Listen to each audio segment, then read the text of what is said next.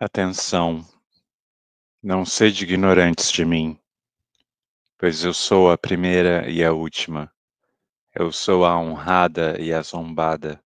Eu sou a meretriz e a sagrada. Eu sou a esposa e a virgem. Eu sou a mãe e a filha. Eu sou os membros de minha mãe. Eu sou a infecunda, e muitos são meus filhos.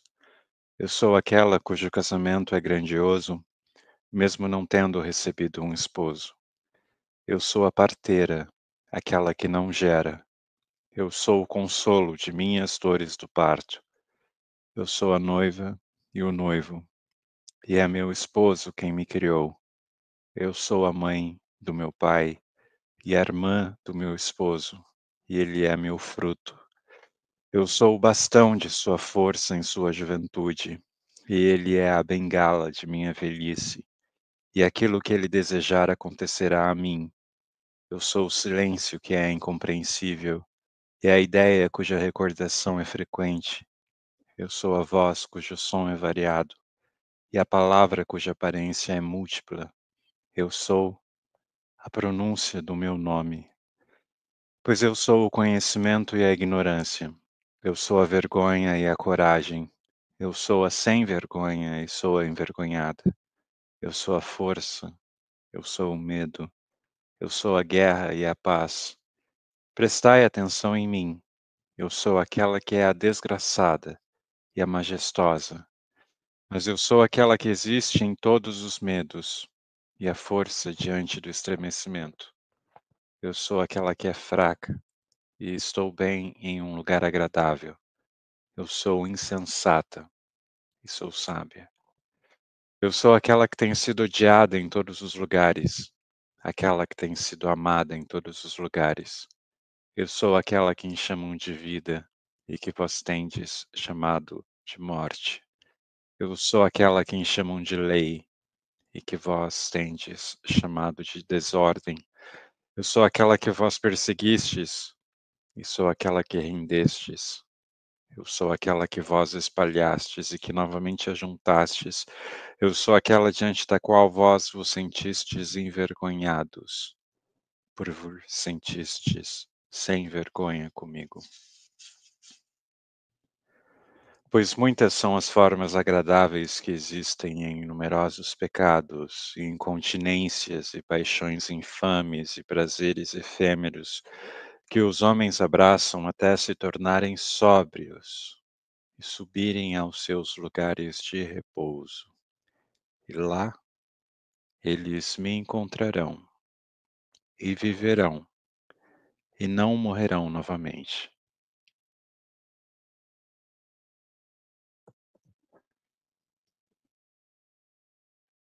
Bem-vindos e bem-vindas, então, ao curso de extensão Escritos Gnósticos e a outra face do cristianismo. Essa é a nossa quarta aula que falaremos sobre a mulher no pensamento gnóstico.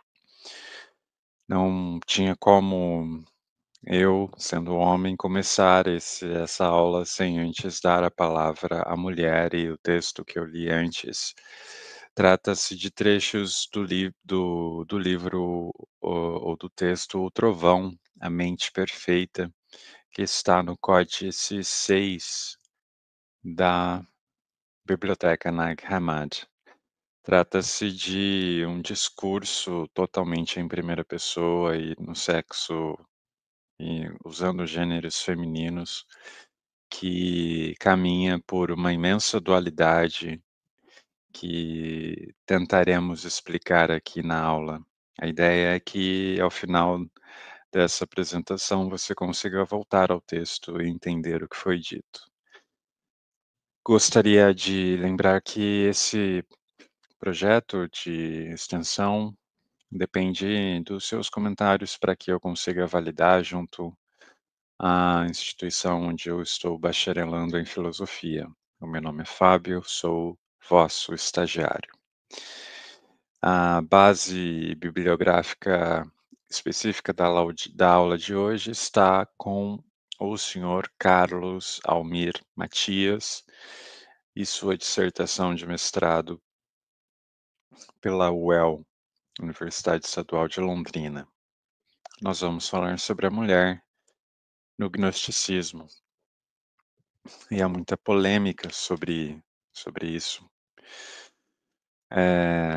Por isso vamos tentar começar de uma base, assim, mais fácil, que são as discípulas de Jesus, as discípulas mulheres, a partir delas pulando para Maria Madalena, nos escritos gnósticos, que aí sim tem um peso mais importante, e aí tentando explicar a posição do feminino no céu, na cosmologia gnóstica, que nós já passamos brevemente por isso na segunda aula, falando sobre Sofia, o elemento feminino na divindade primordial. E que, como a mulher é vista como redenção e como condenação, como a prostituta e como a santa, e como essa dualidade leva ao conceito de salvação imediata, que eu mencionei na primeira aula, como uma base do pensamento gnóstico, e aqui, com a ajuda luxuosa do feminino, desse quarto elemento, nós iremos, chegar lá, nesse conceito de salvação imediata. A nossa aula começa como geralmente tem sido feito com as mulheres hoje. A gente falou na segunda aula sobre a cosmogonia e identificamos lá um pleroma, um elemento completo em si mesmo, um sistema completo em si mesmo, tendo dentro desse sistema 3 partes e que uma delas, pelo menos, seria identificada com o feminino. Não que as outras fossem identificadas com o masculino, mas obviamente uma delas era mulher. Na na aula sobre antropologia, na aula 3, a gente também viu um sistema trinitário dentro da alma humana, ou dentro da classe de pessoas, que foram os ílicos, os psíquicos e os pneumáticos. Vamos pegar essas duas trindades ou esses 2 elementos, depois de construídos, jogar no chão e quebrar, e botar a culpa em uma mulher.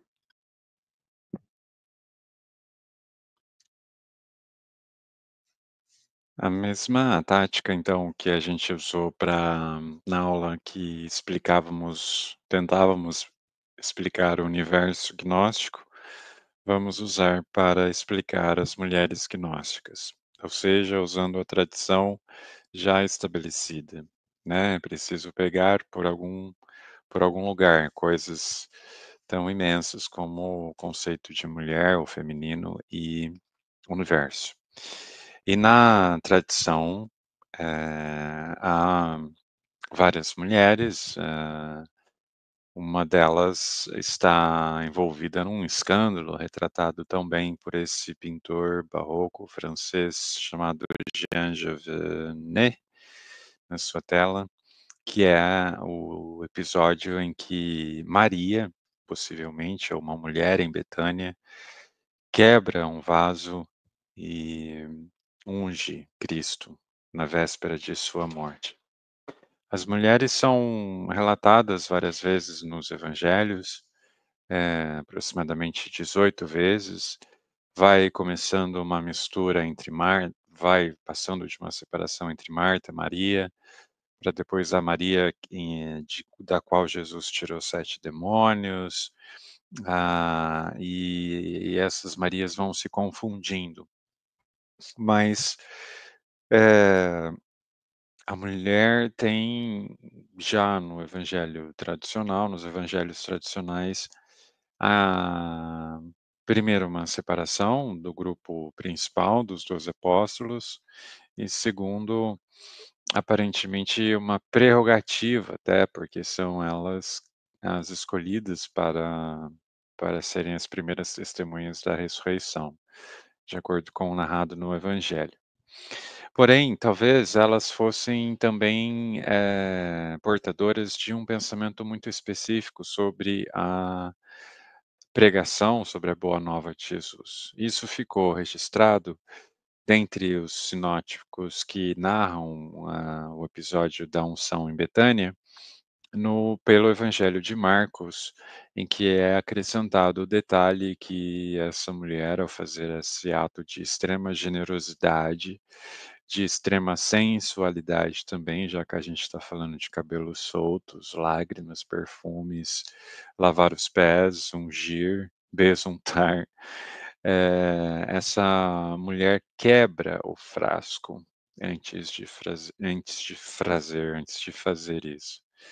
Essa noção de que ela quebrou o frasco, ela tem uma nuance que o Frei Thomas Keating, hã, vai relacionar com, um conhecimento específico e particular e especial que as mulheres discípulas de Jesus tinham, que eram a pacificação com relação à ressurreição. Várias vezes nos evangelhos, Jesus menciona que irá morrer e que será ressuscitado, e os apóstolos ficam todos assim, tipo, não entendemos, não compreendo, tanto que depois até fogem, porque não entendem mesmo, nem na hora que está acontecendo. E depois se desanimam, ou seja, não entendem mesmo em nenhum momento. E em Betânia, essa mulher, ao fazer o gesto da quebra do frasco, transparece uma nuance de que ela entendeu que Jesus deveria morrer mesmo, que ele morreria. Entendeu que aquele gasto excessivo de nardo puro era válido, porque se tratava de uma encarnação sagrada, mas que iria sim enfrentar ou passar para a morte. Era como deveria ser.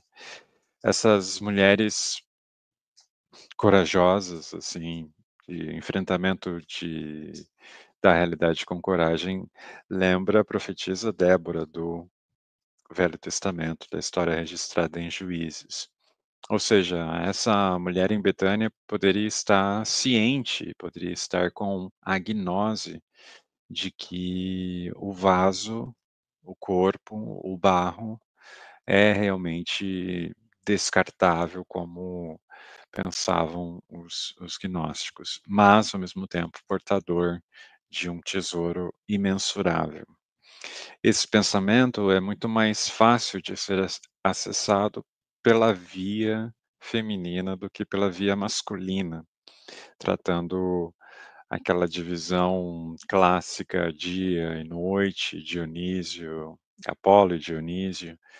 A mulher, a lua, com as suas várias fases, conseguiria compreender melhor a gnose, essa gnose específica, do vaso quebrado contendo um tesouro, do que o homem, que preferiria resolver as coisas, né. Tá precisando consertar, vamos consertar, aquela coisa mais prática. Essa dualidade entre homens e mulheres fica muito mais evidente nos escritos gnósticos mesmo, da biblioteca de Nag Hammadi. Maria Madalena é aquela a personagem que sintetiza as mulheres discípulas e é citada em 4 textos da biblioteca de Nag Hammadi: o Evangelho de Tomé, o Evangelho de Filipe, onde é dito que Jesus e Maria Madalena se beijavam na boca. Se você gosta de fofoca, tá aí. Depois, no Diálogo do Salvador e no Evangelho de Maria, que são 2 textos que explicam a viagem da alma, que também faremos aqui rapidamente, porque ela explica também parte do conceito de feminino. Nos evangelhos não, nos escritos gnósticos, Maria Madalena é sempre um contraponto a Pedro. Pedro inculto e rude, e Maria Madalena sábia e profunda. Por quê? Se foi dela, de quem Jesus tirou 7 demônios, Maria Madalena tinha, pelo pensamento gnóstico, uma origem espiritual, tanto quanto Jesus. E o nosso querido, quem é aqui? O nosso querido Georges de Latour aí pinta essa maravilhosa imagem de Maria Madalena penitente como uma mulher portadora de mistérios, de segredos, e eu achei essa imagem fantástica. Maria Madalena é realmente vista, assim, como aquela que está também próxima de um conhecimento. Na verdade, até sendo uma encarnação de Sofia em alguns textos considerada. Essa visão da mulher como tendo acesso privilegiado a um conhecimento ao conhecimento de Cristo, e ao mesmo tempo menor, diminuída aliás, pelos homens, pelo patriarcado da época e da nossa época, ela se tensiona nas ideias, de, por exemplo, Paulo, em Gálatas 3, onde diz que não há homens e mulheres, nem escravos nem livres, todos em Cristo estão androgenados ou já passaram dessas divisões, enquanto que o pensamento gnóstico, além de acreditar isso, também acreditava,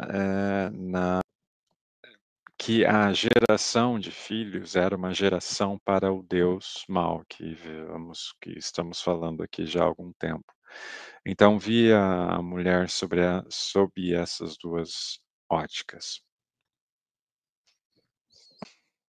Não é lenda, então, se te falaram que em livros não canônicos fala-se de uma relação, consensual entre Jesus e Maria Madalena, de fato, o Evangelho de Filipe, na biblioteca de Nag Hammadi, é possível ler, o papel importante de Maria Madalena como portadora de um conhecimento e a rixa que os outros apóstolos sempre eles tinham. No Evangelho de Filipe se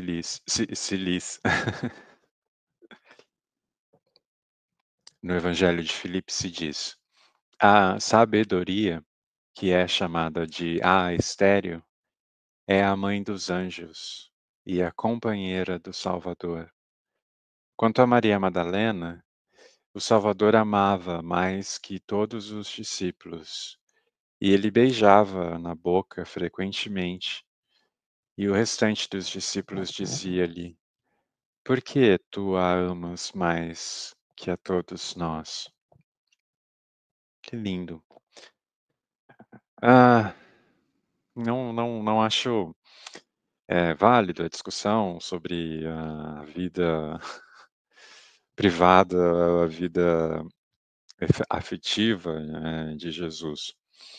É necessário lembrar que a tradição entende esse Jesus de Nazaré como uma encarnação de todas as tentações e de todas as experiências humanas. Então, não sei como adequar isso ao pensamento de um Jesus totalmente asceta, totalmente, eh, planando sobre a humanidade, mas enfim.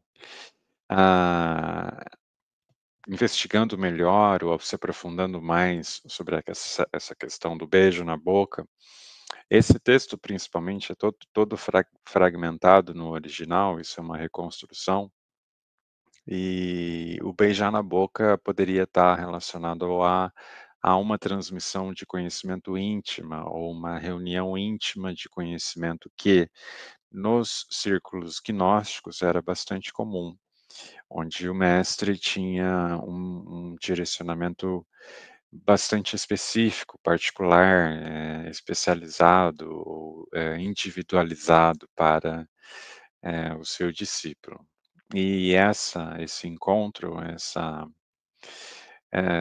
conversa íntima, veio por um lado dos heresiologistas, a suposição de que isso envolvia atividades de cunho sexual ou, talvez simplesmente uma protopsicoterapia, já que se trata de um sistema que tem por base um autoconhecimento. Então, esse beijo na boca pode ser simplesmente isso, as reuniões, em que Jesus e Maria Madalena, de acordo com essa narrativa, tinham para discutir conhecimentos individuais sobre a salvação dela ou deles, porque ela é equiparada à sabedoria, a uma encarnação de Sofia. O Evangelho de Maria, eh, já traz uma visão mais cosmogônica da realidade, não traz tantos detalhes, assim, suculentos como um beijo na boca, mas fala sobre de novo, a preferência que Jesus mostrava às suas discípulas e principalmente à sua discípula Maria Madalena, quando ele diz: "Abençoada és tu que não hesitou diante de minha aparição, pois onde a mente estiver, lá haverá um tesouro". É um trecho do Evangelho de Maria, um texto da biblioteca de Nag Hammadi.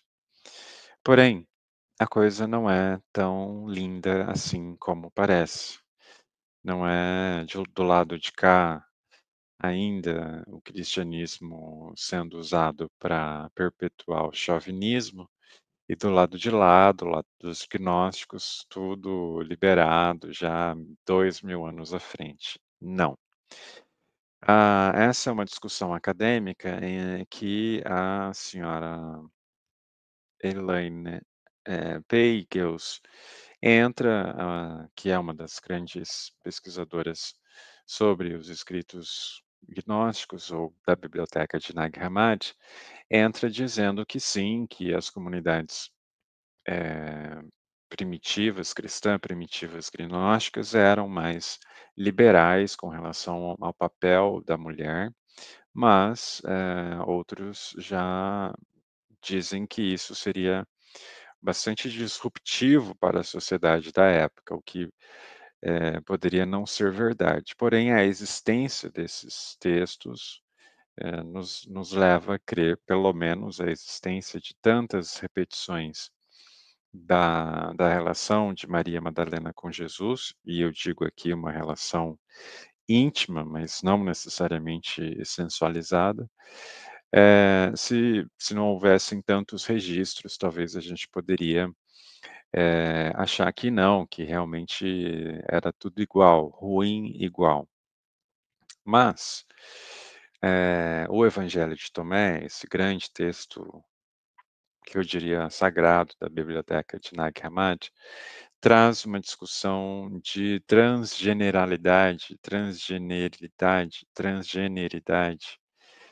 para a contemporaneidade. Esse texto estava enterrado há mais de 15 séculos e veio, hoje está sendo analisado sob uma ótica totalmente diferente, onde essa questão de gênero ficou muito mais fluida do que era.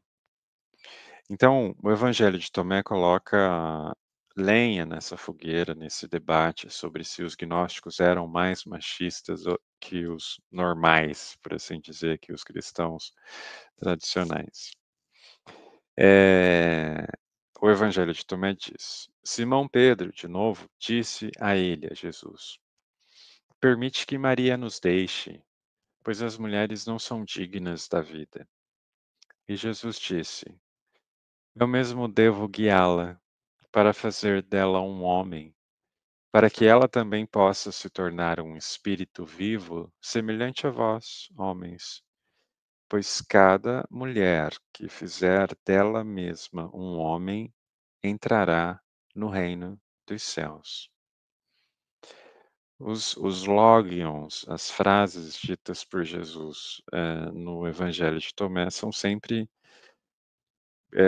enigmáticas, assim, e essa, a princípio, daria a entender que ele está sendo machista ao dizer que no céu só entra homem. a gente poder fazer uma análise melhor do que realmente ele poderia estar dizendo em termos místicos sobre essa, transferência de gênero, essa transgeneralidade, transgeneridade. Estou usando essa palavra muitas vezes e talvez todas as vezes errado, peço desculpas. Mas, pra nós podermos esclarecer o que está rolando, por que que só homem entra no reino dos céus, não há nenhuma outra forma de resolvermos isso, se não irmos nós todos agora ao reino dos céus.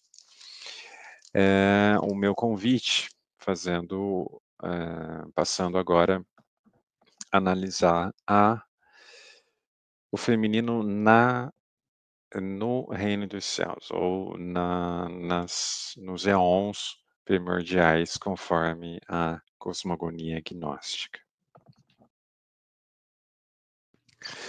Então vamos para o reino dos céus. Eh, Quando a gente tratou desse assunto a primeira vez, na aula sobre a cosmogonia, a gente falou que Sofia, o elemento feminino de Deus, havia traído o seu par e criado em seus próprios termos o mundo, ou permitido que o mundo fosse criado. Do que exatamente a gente está falando quando diz que Sofia, ou a sabedoria, traiu o seu esposo, conforme o pensamento gnóstico? Nós estamos falando do sistema conhecido como Syzygia. O Evangelho dos Egípcios, outro texto da biblioteca de Nag Hammadi, diz, numa proto-trindade, que o Pai, a Mãe e o Filho são os 3 nomes sagrados. Esse termo Syzygia é usado na astronomia para falar sobre um alinhamento, de 3 corpos celestes. Eh, de um lado, a gente teria, então, conforme esse próximo slide, um sistema, com 3 eh, coisas, só poderia dizer assim. Primeiro, obviamente, a mônada, é estranho, é um sistema monoteísta, mas ao mesmo tempo dual, e portanto trinitário também. A mônada, chamado de bitos ou abismo profundo, profundidade, seria o pai gerador. Eh, Também dentro desse reino dos céus gnósticos, há Sigé, que é o silêncio, identificado como a mãe.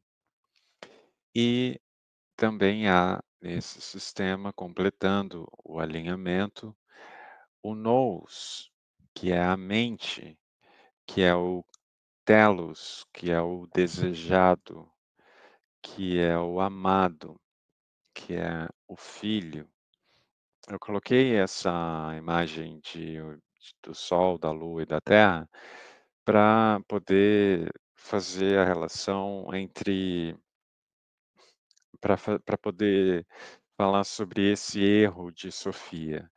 Então a mãe e o pai, ou a sabedoria e o pleroma, dentro do pleroma, estavam em perfeita sincronia, como na imagem a lua está com a sua parte virada para o sol, iluminada, como as coisas devem ser.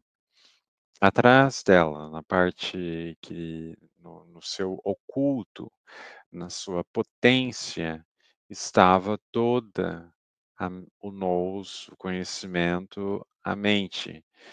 E o erro de Sofia, que a gente se refere tantas vezes nesse curso, é como se a iluminação tivesse sido gerada para o nous, em vez de manter a ordem natural do pleroma, que era a iluminação vindo somente do Pai, do abismo de Bitos, não dos Beatles, tá? Eh, ou seja, a sabedoria fez com que a mente fosse conhecida, porque a mente existia somente em potência. A realidade, o mundo, só existia na potência do Pai Criador. A mãe era o espaço ou o local, o silêncio onde a mente ou toda a plenitude da realidade poderia acontecer. Os, orientais, já têm mais prática com sistemas como esse, ao, por exemplo, o I Ching, falar sobre o receptivo e o criativo, na ordem correta, o criativo primeiro e o receptivo. Como isso pode ser explicado, assim, para fins fenomenológicos ou na realidade ou na metafísica? Bom, quando eu faço silêncio e estalo os dedos, o ato de estalar os dedos tem dois tem 2 coisas acontecendo, além de mim, da minha mente que está percebendo. Há não só a atividade da fricção dos dedos, como também o silêncio onde ocorre, ou o espaço onde ocorre esse estalar de dedos. Aí entra o problema, aí começa a se desenvolver, o problema de relacionamento que o criativo, o estalo, tem com o silêncio, porque o silêncio, a mãe, o útero, o feminino é de uma ousadia criativa bastante peculiar, porque em vez de estalar os dedos, poderia ser um gatilho, poderia ser um detonador, é o mesmo dentro de todos os atos, dentro de toda a atividade, há um espaço em que isso irá se se apresentar, e esse espaço é o que a gente, está aqui chamando de silêncio ou de mãe. Eh essa história de que, então, a mãe tomou essa liberdade criativa para poder gerar, também tem uma relação com a viagem da alma pela por dentro do sistema mal do demiurgo de Albadoth. Um texto que não está na biblioteca de Nag Hammadi, mas é bastante conhecido no meio gnóstico, é o texto de Pistis Sophia. Pistis Sophia narra a trajetória da alma saindo do abismo, da plenitude, e tendo que conviver, no mundo depois dessa decisão ousada de criar. Ah, é debatível, claro, e é polêmico afirmar que Jesus era agnóstico, né, claro, isso eh, seria um salto, para além das evidências, claro. Porém, a história de Pistis Sophia, se a gente fosse resumi-la, seria a mesma história que Jesus contou em Lucas 15, que é a história do filho pródigo. Pistis Sophia, a alma, aquela que é parte do todo, pede para o todo poder ir conhecer o mundo, poder ir gerar o mundo nos seus próprios termos. E uma vez feito isso, ela ela cai em si e pede perdão, porque ela percebe que a ideia não foi tão boa assim. Os os a os livros da biblioteca de Nag Hammadi registram esse arrependimento da alma que sai,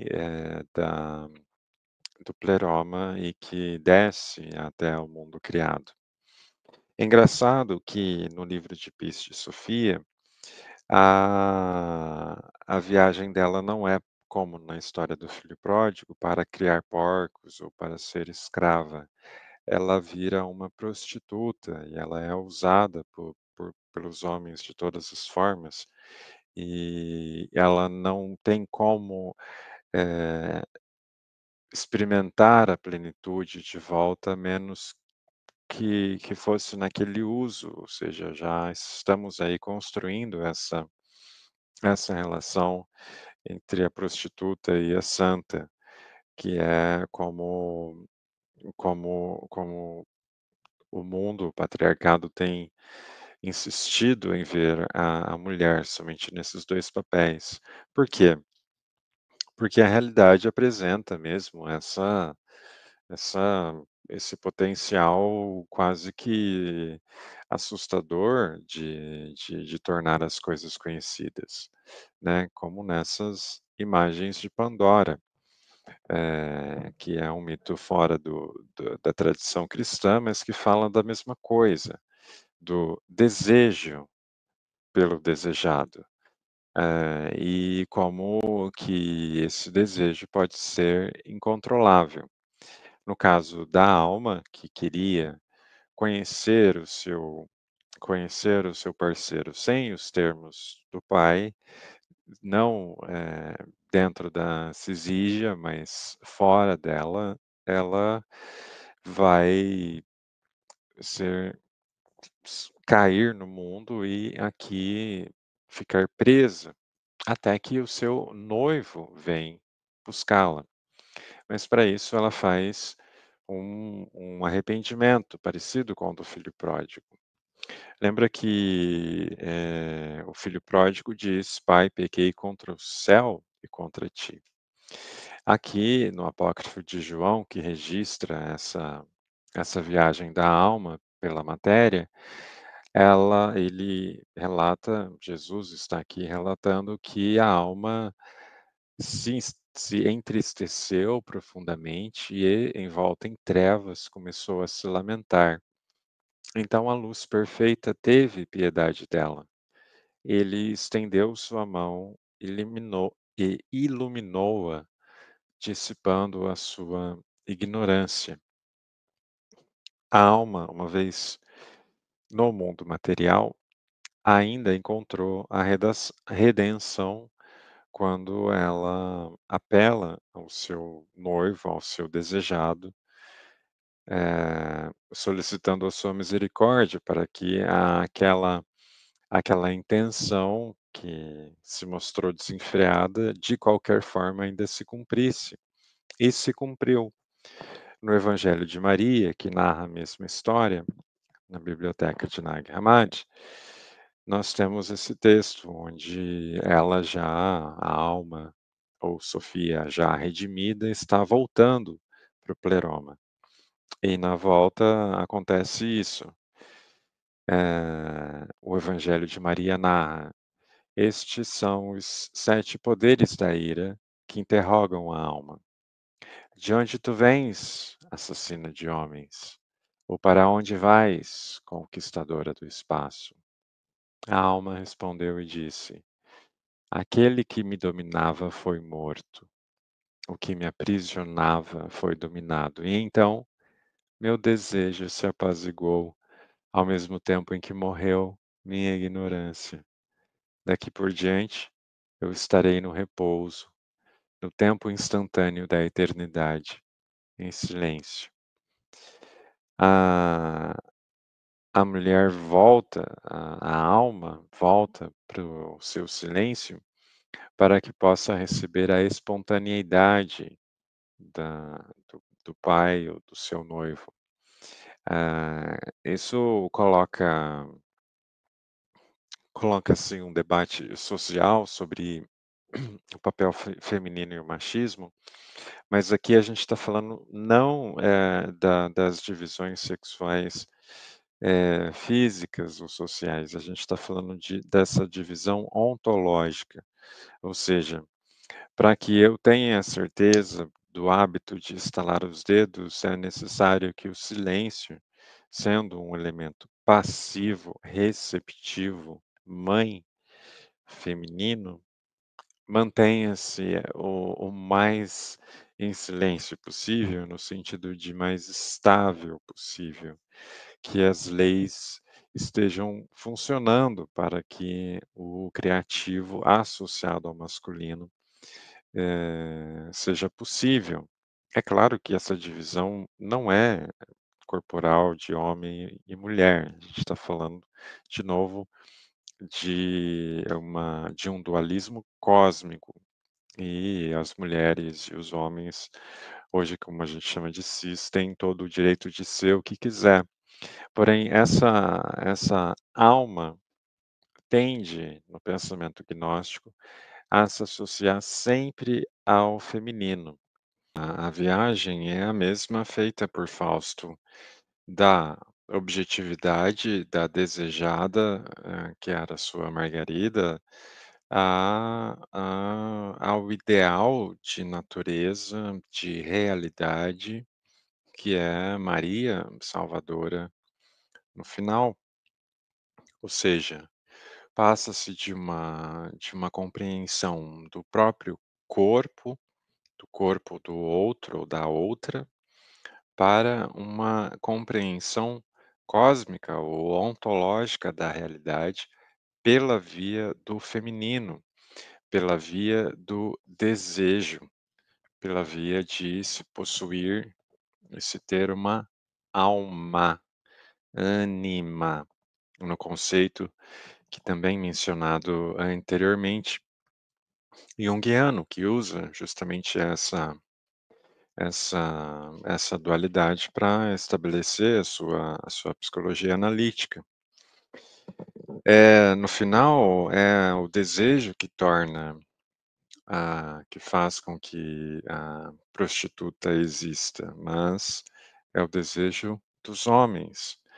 A realidade se apresenta conforme os seus pensamentos, e a semelhança do erro de Sofia. Eh, Aí a gente chega naquele ponto de salvação imediata, mencionado na primeira aula, e que eu retomo agora. Quando conversavam sobre a salvação, Nicodemos e Jesus, Nicodemos ficou escandalizado e disse: "Mas como é possível entrar de novo no ventre da mulher para nascer de novo?", segundo Jesus em João, um requerimento para segui-lo, para conhecer o reino dos céus. E de fato, como entrar de novo no ventre de uma mulher? Bom, se nascer de novo, se a gente fosse usar um elástico para trazê-lo para perto do pensamento gnóstico, estaria então relacionado, como é intuído por Jung, a compreensão de uma feminilidade da alma e, também a compreensão do desejo pela completude. No caso, tornando isso, para que a salvação seja imediata, uma dinâmica. Os os apócrifos, ou o apócrifo de João, aliás, diz que Sofia se uniu ao seu parceiro e foi curada. É interessante como que é explicada a presença do Cântico dos Cânticos na Bíblia pela tradição, quando se diz que se refere ao amor de Cristo pela igreja, que é aquele amor ali. Porém, no pensamento, se a gente fosse usar o pensamento gnóstico para interpretá-lo, como talvez São Tomás de Aquino tenha feito no texto Aurora Consurgens, a gente pode entender, de outra forma. Entender esse relacionamento, esse romance, esse esposo e esposa, como a alma e o seu criador, que poderiam entrar em uma cisígia, de forma que o casamento fosse feito novamente. A parte mais difícil para isso, conforme as tentativas alquímicas, é fazer com que, o desejo seja controlado, porque o desejo pelo ouro vai levar ao ouro falso. Agora, o desejo controlado pode levar a uma interpretação da realidade mais clara. Quando eu digo desejo controlado, não me refiro a um asceticismo, refiro somente ao próprio controle mesmo básico do próprio desejo. Eh, Isso se manifesta no nosso gostar ou desgostar da realidade como ela se apresenta. Então, eh, a alma recebe da realidade a sua luz. De qualquer forma, o Pleroma, criado ou não pelo um deus demiurgo, o Pleroma ainda manteria-se estabelecido e, estando estabelecido, poderia ser atingido novamente. De que forma? Pela sua própria natureza, pela sua natureza anímica, pela sua natureza pneumática, pela sua natureza feminina, que enxergasse na realidade o Télios, não pai, mas o filho, Télios significando a perfeição, ou o desejado, o amado, aquilo que foi intentado, aquilo que foi feito conforme pensado. E, em contrapartida, o pensamento puro, profundo, abismal e cheio de potência.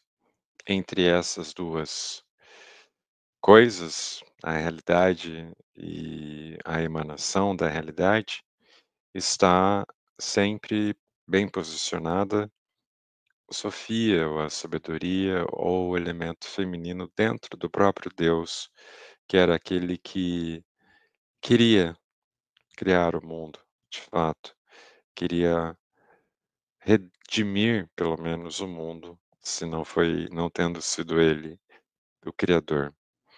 É o noivo que vem ao encontro da noiva. E esse movimento não é só apocalíptico ou escatológico, mas ele também é um movimento existencial. A noiva, então, a centelha divina, seria a alma. A alma, então, é um dom de todos. Portanto, a acessibilidade ao reencontro com o próprio par aconteceria também na realidade, já que é a realidade, o par do saber, do conhecimento.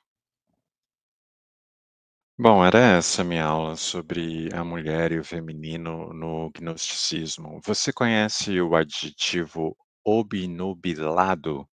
É como eu diria que foi a nossa aula, obnubilada, turvada, obscurecida, com a consciência pouco clara. Mas, se for possível fazer aqui algum tipo de redenção ou salvação imediata, é importante deixar lembrado que Maria Madalena, sim, tem uma proeminência nos escritos gnósticos como tendo uma natureza espiritual também, sendo em alguns casos a encarnação de Sofia.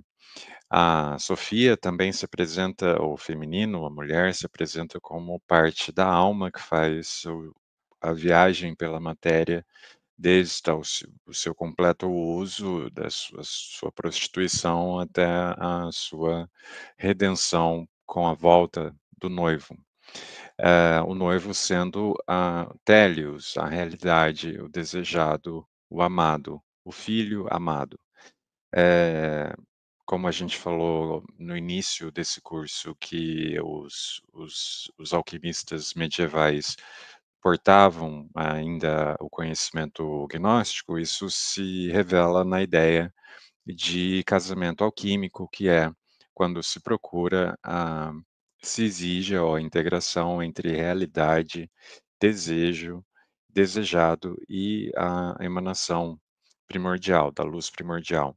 Esse sistema é o sistema gnóstico, o sistema pelo que estamos apresentando aqui, e que na próxima aula será falado explicitamente talvez seja um pouco demais, mas será especificamente sobre a religiosidade, como a religiosidade se manifestava dentro desse sistema que estamos estudando juntos.